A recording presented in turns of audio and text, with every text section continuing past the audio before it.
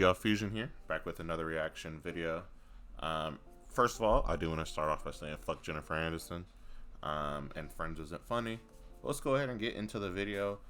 We're talking about First Take. Anthony Davis, he got paid. He signed a 3-year, $186 million extension. A lot of players are getting paid now, especially since the cap has increased. So we're probably going to see a lot of big, crazy figures. And yeah, man, I do think it's good that these dudes are getting paid, because it is one of the most enjoyable sports to watch, and it keeps people watching, keeps them entertained. And if Jaylen Brown can get paid, I know AD should be getting paid. That being said, Anthony Davis can be the cornerstone of Lakers franchise. I disagree. Let me tell you why I disagree. Anthony Davis is a very rocky player. He has games where he plays great, where you see where Anthony Davis can be, and then you see the other Anthony Davis, who is shy, very reserved on how he plays basketball. Anthony Davis has a lot of skill. I personally think he has too much skill, so that almost taints when he does have a bad game, because he has the skill to go off the dribble. He has the skill to go face up. He has post moves. He can shoot. He has an extensive arsenal. Plays well on the defensive side as well.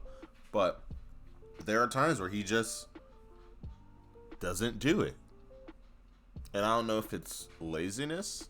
I don't know if his team isn't pushing him as much. And I'm going to go ahead and say this. I think Kobe could have brought out the full extent of an Anthony Davis. I think a Michael Jordan could have brought out the full extent of an Anthony Davis. I think a Chris Paul could have brought out the full extent of an Anthony Davis. I don't think the Lakers are holding them accountable enough at the moment. I think what the Lakers need right now is an irritant on their team. They don't have one to push people, to cause issues, to make those, to take a technical foul. I don't think we have that yet. And I think every team needs a player that is willing to take the tech. I do believe that. I think that's the only way to be a really successful team, is to have a player willing to take that tech, willing to push the boundary, willing to be the irritant, because that'll push your team. It always happens. As the Lakers, they had Ron Artest, the Matt Barnes. Of course, the Warriors, Draymond Green, the Tech Man. You're not going to have a successful franchise without having those guys on your team, because they push everybody else on your team. They hold people accountable. I think that's why Kevin Durant made a huge improvement on the defensive side when coming to the Warriors. Despite what people say about Draymond Green, he is the perfect irritant. He will piss you off and force you to play better. That don't mean that you gotta like him, but he will overall improve your team just from that energy. And I don't think that the Lakers have that. I don't think Anthony Davis is going to be pushed yet. I'm hoping that he can. I think that he is, again, a great talent. He has all of the skills, all of the talent, all of the everything that you need from a modern day big man plus some. Not many big men can take you off of the dribble, such as AD. Sometimes that he can do that. He has a great mid-range shot. He can shoot the three. He plays both sides of the ball quite well. He can defend a pick and roll quite well. Not many big men can do that. Anthony Davis should be an MVP caliber player every single season, bar injuries. Of course, I haven't brought that up yet. I've been trying to ease up on the injury AD talk because I do sort of feel like that's a tired thing like to say about him, because that's the reality of it.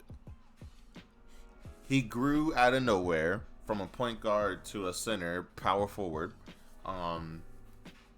and that takes a toll on your body. So it makes sense that he does get hurt often. That makes sense. So, excuse me, guys. I'm gonna try to ease up on him, but I'm hoping this year that you can see MVP caliber AD, because he has it. And as a person, just like my personality, I push everybody. I think everybody can be better than they are. I say that about LeBron all the time. I even say that about Drake. Like, in any medium, be it anime, sports, music, gaming, I think that they can push themselves even more, if that makes sense.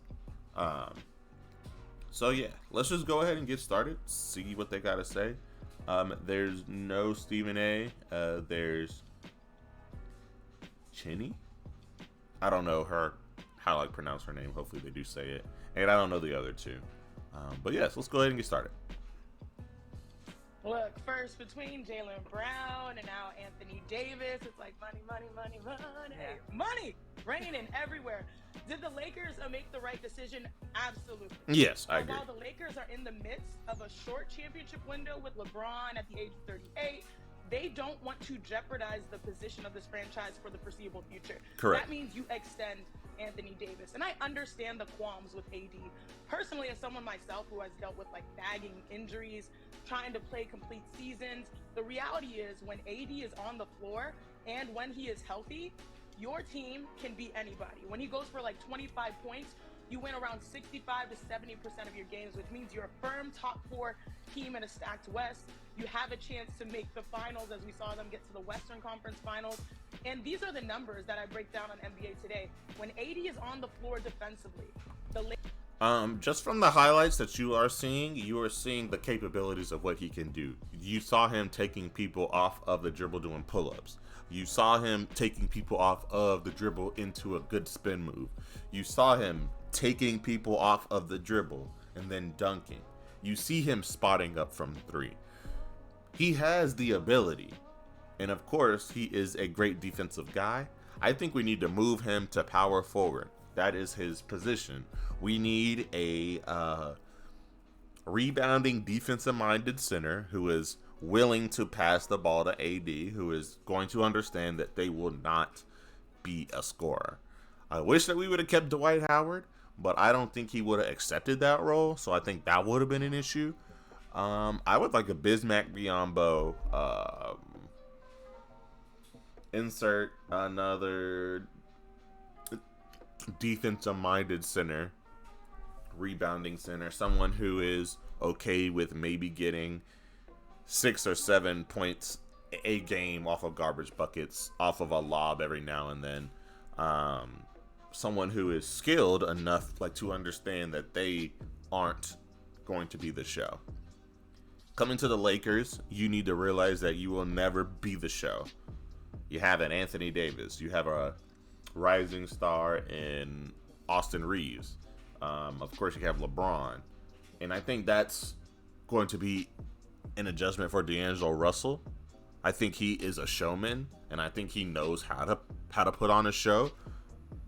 But I wish he would learn how to take a step back and facilitate, because he has that ability to be a great facilitator. We've seen it.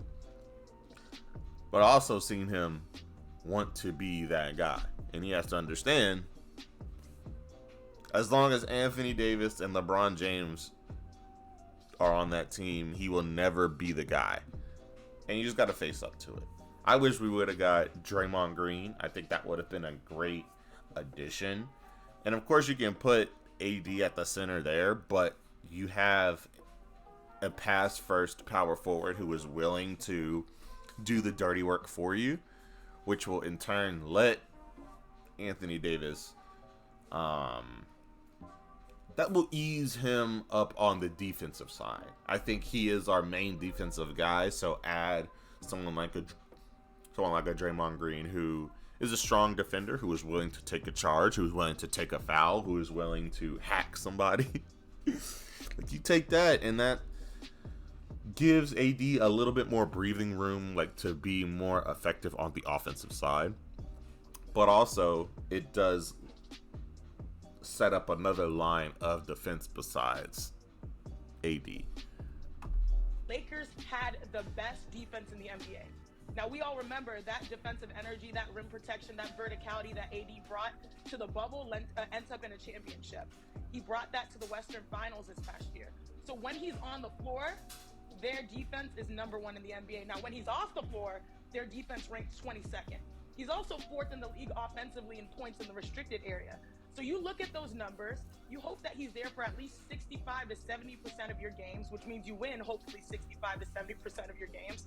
And then you absolutely make this decision to extend AD with the idea that no matter what happens to LeBron James over the next few years, we all know his goal is to play with Bronny in the next few years. No matter what happens with LeBron, you have someone that is the cornerstone of your franchise. And AD can capably be that. Now, I know health is a question, but nonetheless, his talent when he is healthy is not. So making this decision by Rob Pelinka and company was the right one. After the bubble championship, he waited about a week before he signed that 5-year extension. This time, he didn't deliberate or delay at all. He signed the extension when he became eligible right away. And I think, Shanae, you're right. It's win-win for both sides. For Anthony Davis, not letting any sort of prospect of another... She look, he dripped out right now. But you don't want anyone else to take Anthony Davis from you if you already have him like secured. Because this always happens. I don't know what the stat is, but from the eye test, for some reason, once players leave the Lakers limelight, their game improves. Not by a great amount, but they start hitting shots. Buckets start falling. Like the turnovers go down. Example, Kentavious Caldwell-Pope couldn't hit a damn three to save his life when he had on the purple and gold. But now he's playing at the Mile High City, and he's hitting threes. Another example, Russell Westbrook. He's always been a high energy 100% guy who goes 100% all the time. Sometimes that causes him to make bad mistakes with the ball, turning the ball over, making bad decisions, overall losing games for us. But he always played 100%. And then you see him play with the Clippers, and you sort of see him slowing down. Instead of playing at 100% all the time, he's at 98. So less turnovers, better decisions. He is seeing Zubac down there. Shout out to him. I liked him when he was on the Lakers. I thought he was a great big man. He'll give you 12 points and 15 boards some nights, and then some nights he'll do more than that. Sometimes he'll do a little bit less. He's a quality big man for nowadays basketball. So yeah, you see that happening. You see the Brandon Ingram. He improved exponentially once he left the Lakers. He's scoring. He is getting good shots. Lonzo Ball, prior to the injuries, he was finding himself, because playing with the Lakers, that's pressure. It's a different type of team, because you're not just playing with the Lakers, if that makes sense.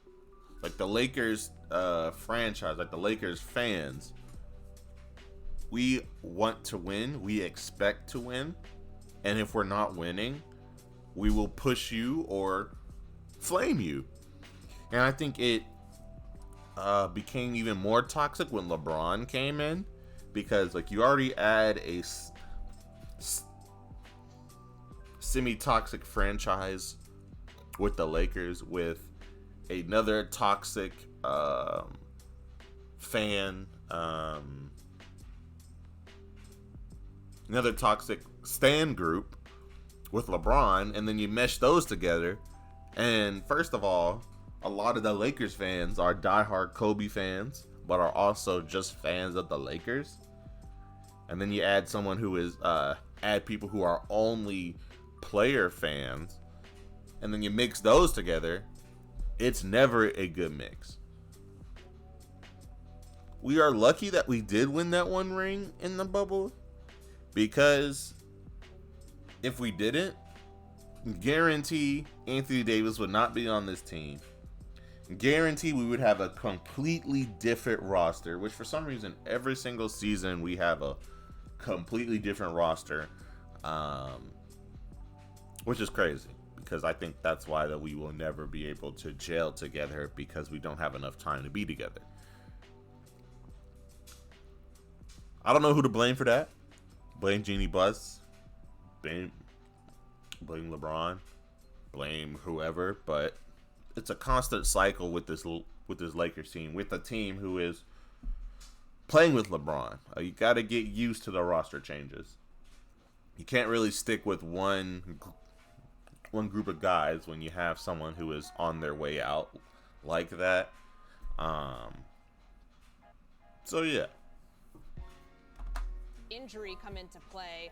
Now she is drippy though. His potential earnings, getting it done now before you put yourself at risk for that, a smart move financially. For the Lakers, this ensures stability for the next half decade or so. No. Because the nuclear option here would be, let's say you let Anthony Davis exercise that player option he has, hits free agency in 2024. Then if LeBron James wants to leave after this season, or if he ends up retiring, then what are you left with? I think that it's smart in terms of the finances for AD to get his money right now. He's proven he is one of the top defenders, one of the top players in the NBA. Can he stay healthy? Well, at least he's able to get that financial security before he's tested in that regard in 2023-2024 season. And I think for the Lakers, it gives them more flexibility to continue building down the line. So win-win all around on my perspective. Yeah, to a certain extent. We have Anthony Davis for a good Anthony Davis for maybe 2 years. And in that last year, I think that is when we will really have to test and see if we want to make this guy the franchise guy. Because everyone says Anthony Davis is the franchise guy. He should be the franchise guy. We should have built around this guy, had more pass first point guards. I would have liked to see a Ben Simmons on the Lakers, because his unselfish play would have been perfect here. It would have been almost Magic Johnson-esque. And I think he would have fit here. But because you have LeBron James, there will never be someone on the same team as LeBron be that guy. LeBron will always be the primary ball handler, the primary scorer, the primary passer, the primary defensive option, despite what anybody says, which it should have been AD. But when you sign someone like that, who has like the gravitational pull to force everybody to play harder when they do play against them, and the added pressure already, it's not really going to work. It's really hard to have another superstar work with another superstar when the main star is the face of the NBA, is the face of basketball, is almost the face, is one of the faces of sports, of all sports. Janae, should the Clippers extend Kawhi? What do they do with someone we haven't seen a ton of? All right, that's pretty much everything. I don't give a damn about the Clippers. I think that Kawhi has maybe 1 year there left, and then he's going to go play for some offshoot team and then win a championship with that team, because that's pretty much what he does. He'll just go and, hey, you need a ring real quick? All right, I'll go help you out. He did that with Toronto. Ain't nobody knew that Toronto was going to win a chip that year. I don't care what nobody says. You did not predict that. Nobody predicted that. Nobody predicted that Kawhi Leonard was going to carry a random Toronto team who has been struggling for years just in the playoffs, like to play well in the playoffs, to carry that team. And I think that the Clippers, when healthy, when everybody is healthy and willing to play, when Kawhi Leonard, Paul George, again, I praise Zubac a lot because he's a solid player. Russ, Terrence Mann, he's a good young guy. And I'm missing 2 other guys on that Clippers team. It's a strong roster. It's a really strong roster. That's pretty much everything. Tell me what you guys think in the comments down below. I just feel like that Anthony Davis needs to step it up more this year. He needs to be at that 25 to 27 range. 10 rebounds, 3 blocks a game. Great decisions. I need LeBron James to be as well. I want him at the 25 to 23 points. Sort of to let Anthony Davis realize he is the true leader of that team. And I think he will play better. I need D'Angelo Russell, 15 points, double digits assist a night. I need him to hit 3 threes a night and then get some good layups. Because he is a volume shooter guy. He will shoot until he makes it. And that's not okay sometimes, especially as a